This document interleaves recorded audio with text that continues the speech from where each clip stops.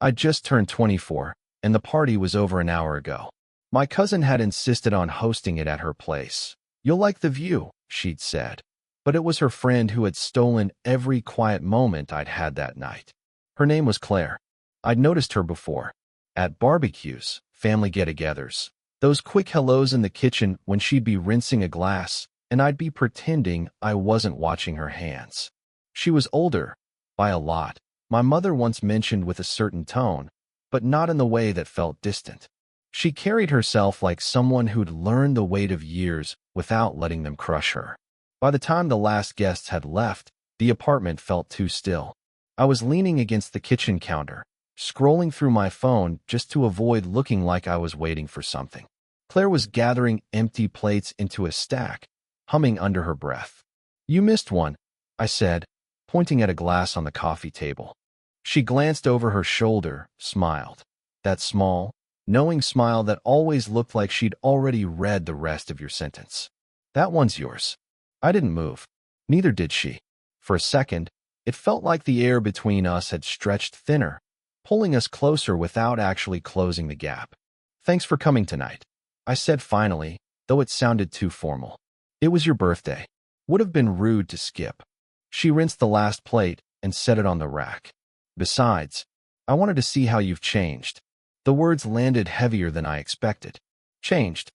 Her eyes met mine then, steady, a little searching. "You're not the kid I met 3 years ago." I didn't know what to say to that, so I picked up my jacket from the back of a chair. "Guess that's good." As I slipped it on, something fell from the inside pocket, a folded piece of paper. Claire noticed before I did. She bent down, picked it up, and turned it over in her fingers. "You left something? Or maybe you meant to." The way she said it, soft, almost careful, made me wonder if she thought it was meant for her. "It's nothing," I said quickly, reaching out. But she didn't give it back right away. Her thumb traced the crease in the paper, like she was deciding whether to open it. We stood there, barely a step apart now. I could smell her perfume, something faint, floral, the kind that stayed in the air even after she left her room. My hand was still out, waiting. "I should let you go," she said at last, placing the paper in my palm. Her fingers brushed mine, slow enough that it didn't feel like an accident. The moment held too long. I wanted to say something that would make her stay, something more than a thank you, but my throat was tight. From the hallway, my cousin's voice cut in, light and casual. "Oh, I didn't know you two were still here together." Claire stepped back, tucking a strand of hair behind her ear. The warmth between us slipped into something cooler, more guarded. I turned to leave, but as I opened the door, my phone buzzed. A new message. From my cousin. "Do you know what she just told me about you? Call me now." I froze. Behind me, I heard Claire's voice, low, almost a whisper. "Don't." Instead, I stood outside Claire's apartment building the next morning with a coffee in each hand, wondering if I'd already crossed a line just by showing up. The hallway smelled faintly of fresh paint and someone's burnt toast. I knocked twice before she opened the door. She looked surprised. Barefoot, hair loose, sweater slipping from one shoulder. "You're early." "I didn't know I had a time," I said, holding up the coffee like a peace offering. She hesitated before taking it. "You shouldn't be here." "I know." I stepped inside anyway. Her place was smaller than I'd imagined. Books stacked on the floor. A half-finished jigsaw puzzle on the coffee table. A framed photo on the shelf. Her with a man about her age, both smiling at some coastal view. She noticed me looking. "That's Daniel," she said quietly. "We were married. Long time ago." I didn't ask why it ended. She didn't offer. Instead, I found myself talking about my own history, or lack of it. The one serious relationship I'd had ended with her saying I was too restless to stay. I told Claire I wasn't sure if that was a flaw or just the truth. "You're young," she said, as if that explained everything. But there was something in her voice, like she envied it. We sat on the couch, the silence stretching between small bursts of conversation. She told me she'd stopped dating years ago. People my age, they're looking for comfort. Stability. I don't want either. "Then what do you want?" I asked. She didn't answer right away. Her fingers traced the rim of her coffee cup. Something worth remembering. I could feel my heartbeat in my throat. "Is that what last night was?" Her eyes flicked to mine, sharp, then softer. Last night shouldn't have been anything. There it was. The unspoken reason this felt dangerous. She was my cousin's closest friend, the one who'd known me since I was just a kid. An age gap like ours didn't just raise eyebrows in my family.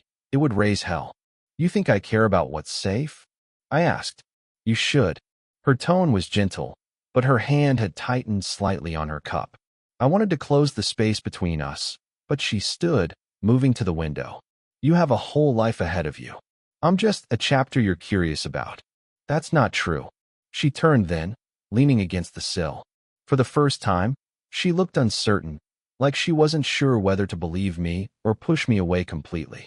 Before I could say more, her phone buzzed on the table. She glanced at the screen and her jaw tightened. It's your cousin, she said. What did she tell you? I asked. Claire's gaze didn't leave the phone. Enough to know this will get messy. But she didn't ask me to leave. Claire didn't tell me what my cousin said. She just set the phone face down, as if that ended the conversation. But it didn't. Are you going to tell me? I asked. Her shoulders rose, fell. It doesn't matter. It matters to me.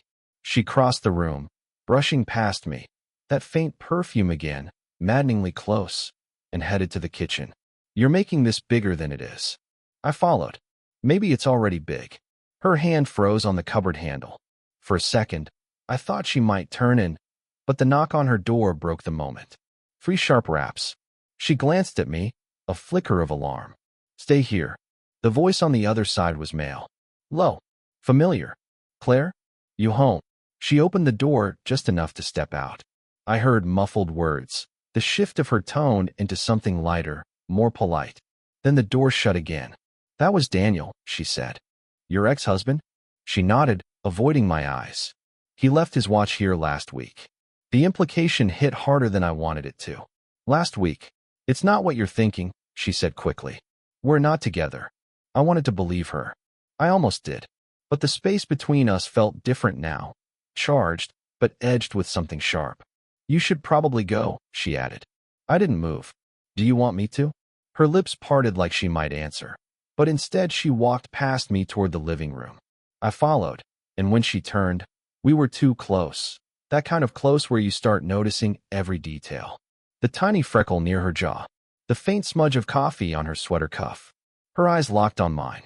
Neither of us moved for what felt like a full minute. I could hear her breathing, and I swear she could hear mine. Then she stepped back. This can't happen. Then why does it feel like it's about to? Her hand gripped the back of a chair, not for balance, but like she needed something solid to hold on to. Because you won't stop looking at me like that. Like what? She gave a small, almost broken laugh. Like you already know. Before I could respond, her phone lit up again, this time with a new message. I caught my name on the preview before she turned the screen away. Who's that? I asked. My business, she said too quickly. She moved toward the window again, pulling the curtain just enough to glance outside. Go home, before this gets worse. But when I reached the door, I hesitated. You don't actually want me to leave. Her silence was all the answer I needed.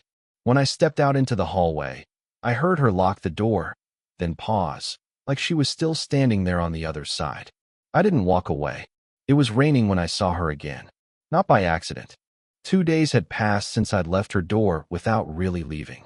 I'd thought about her every hour, every glance, every half smile, the way her voice dipped when she told me to go. When she opened the door this time, she didn't look surprised. More like she'd been expecting me, though her first words said otherwise. You can't keep doing this. I stepped inside anyway, water dripping from my jacket onto her floor. Doing what? Showing up. She closed the door slowly, making me want things I shouldn't. The room felt smaller, quieter. What did my cousin tell you? I asked again, because it had been chewing at me since that night. Claire's gaze held mine. She said you've always had a thing for me. Since you were 19. I didn't deny it. She's right. Something shifted in her expression, not shock, not even disapproval, but something more dangerous. You don't even realize how reckless that is. I moved closer. And you don't realize how much I don't care. Her hand twitched at her side, like she almost reached for me, but stopped. You should care. I'm your cousin's best friend. I've known you since, since I wasn't old enough to do anything about it. I cut in. Her breath caught. Lightning flashed outside, briefly washing the room in white. I could see every detail in her eyes. And for a moment, she didn't look away. I don't want to hurt you, she said finally. You're not hurting me, I said, stepping closer still. You're driving me insane. Her jaw tightened. And what happens if we can't stop? That's the point, I said. She turned away then, walking toward the kitchen, but her voice shook when she spoke. You think I haven't thought about it? Every damn time you look at me. She stopped herself. I followed, my footsteps quiet on her hardwood floor. Say it. Her hands were braced on the counter, head bowed. I can't. I reached out, not touching her, but close enough that she could feel the heat of my hand near her arm. Then tell me to leave. The silence was heavy. She didn't move. Finally, she looked over her shoulder. Daniel's been calling me again. He wants to get back together. It was like a cold knife in my gut. And what do you want? She turned fully then, eyes locked on mine. You. The word landed between us like a spark on dry grass. We didn't move for a heartbeat. Or two. The rain pounded harder against the windows, and her breathing was quick now, matching mine. I took one slow step toward her. She didn't back away. And just as I reached for her, someone knocked. Hard. The knocking didn't stop. Claire froze, her gaze darting to the door, then back to me. Stay in the kitchen, she whispered, voice sharp but low. I could hear footsteps in the hallway, then a familiar voice through the wood. My cousin. Claire? I know you're in there. We need to talk. Now. Claire's hand gripped the doorframe. For a moment, I thought she'd send me out the back or shove me into a closet like some ridiculous teenage cliché. Instead, she opened the door halfway. What's going on? Claire asked, calm but tight. My cousin's eyes were wide, a mix of urgency and something darker. You didn't answer my texts. I need to tell you before he does. Claire glanced at me over her shoulder, just for a second. My stomach tightened. Before I could move, my cousin stepped inside, pushing past her. And then she saw me. The pause was long enough for the sound of the rain to feel deafening. You told me you two weren't. She started, then stopped, scanning my face. Oh my God, you are. Claire didn't deny it. She didn't say a word. That silence said more than anything could. My cousin's voice dropped. You should know something. He's not who you think he is. It felt like the floor shifted under me. What are you talking about? I asked. She pulled a folded sheet of paper from her jacket and set it on Claire's table. You left this at my place on your birthday. I read it. My chest tightened. The paper. The one Claire had picked up that night. Claire's eyes flicked between us. What's on it? I swallowed hard. It's nothing. It's a transfer request, my cousin said, her tone sharp now. He's leaving. Moving across the country in 3 weeks. Didn't bother to tell you. Claire turned fully to me, hurt flaring behind her eyes. Is that true? I tried to find the right words, but they all sounded like excuses. I didn't think it mattered yet. Didn't think it mattered? She repeated, her voice breaking on the last word. The air felt thinner, harder to breathe. I stepped toward her, but she held up a hand. No, you don't get to touch me right now. My cousin's voice softened, almost pitying. I told you, Claire. He's restless. He'll go, and you'll just be a story he tells. That's not what this is, I said, the words spilling out faster now. I was going to tell you, I swear. Claire shook her head, stepping back until her hip hit the counter. Everything about this is already impossible. And now you're telling me there's a clock ticking? She turned away from both of us, pressing her hands to her face. Outside, the rain stopped. The quiet felt heavier than the storm. When she looked back at me, her voice was barely a whisper. Then I guess we don't have time to be careful anymore. Claire didn't move for a long moment. My cousin was still there, standing like a witness waiting for a verdict. I think you should leave us alone, Claire said finally, her voice steady but low. My cousin opened her mouth to argue, then thought better of it. She glanced at me once, something between warning and disappointment, before stepping out and closing the door. Silence. I took a breath, but Claire spoke first. You're leaving in 3 weeks. Yes, I said. No point in pretending now. But I didn't plan this with you. I didn't plan any of this. Her arms folded across her chest, but her eyes stayed on me. So what is this to you? Something to fill the time before you go? The question stung, mostly because it was the one I'd been afraid she'd ask. No, you're the thing I didn't see coming. She gave a short, humorless laugh. That's not exactly comforting. I stepped closer. You want honesty? I don't know what happens after I leave, but I know I'd rather spend the next 3 weeks with you than wondering what it would have been like if we hadn't been cowards. Her jaw tightened, like she wanted to argue but couldn't find the words. You said you wanted something worth remembering, I reminded her. And you think that's you? I let the question hang, because anything I said would sound arrogant or desperate. Instead, I took another step forward, closing the space between us until she could feel the heat off my skin. This isn't safe, she murmured. I'm done being safe. Her hands stayed at her sides, but her breathing quickened. Her eyes searched mine like she was trying to find the part of me that was bluffing. I don't want to regret this, she said finally. Then don't, I whispered. She closed her eyes for half a second, as if bracing herself, and when they opened again, the hesitation was gone. Her hand found my shirt, just a light grip at first, like she was testing the idea, then pulled me toward her. The kiss wasn't careful. It wasn't the slow burn we'd been circling for days. It was immediate, messy, almost desperate. Years of held-back words and sidelong glances breaking open in a single rush. When we pulled apart, her forehead rested against mine. You'll still leave, she said softly, not as an accusation, but as a fact. I'll still leave, I admitted. We stood there, breathing the same air, both knowing this was the beginning and the countdown at the same time. Finally, she stepped back, eyes bright but unreadable. Then we don't waste a second. I didn't know if she meant the next 3 weeks or the rest of the night. And I didn't ask. 3 weeks passed faster than either of us admitted out loud. We didn't tell anyone. Not my cousin, not her friends, not the neighbors who probably noticed I was at her place more often than my own. The world outside her apartment felt like a different planet, one where clocks mattered and people kept their boundaries neat. Inside, it was messy, beautiful but messy.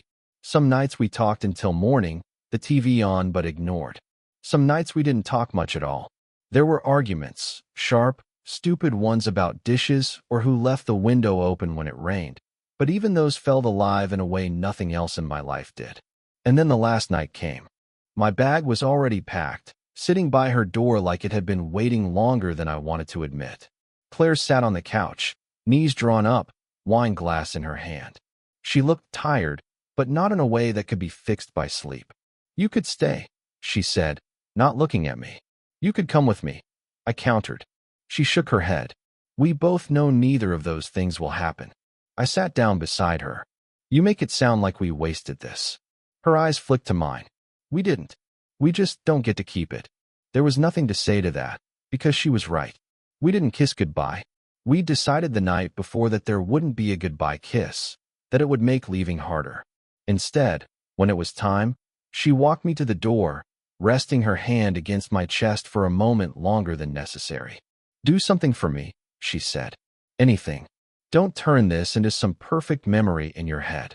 Remember it for what it was. Messy and complicated and completely wrong in all the right ways. I smiled a little. That's exactly how I'll remember it. I stepped into the hallway.